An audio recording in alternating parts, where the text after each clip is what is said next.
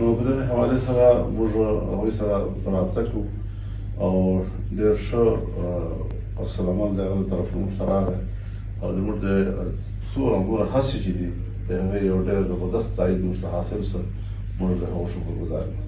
یعنې لیدل مو سره وشول؟ ظاهره خبره ده چې هسې خو به نه نسوي. یعنې لیدل مو سره شوي. صحیح. ورسره غږېدلي هسې په کوم مسایلو ورسره خبرې وشوې؟ ټول مسایلو خبرې وشوې.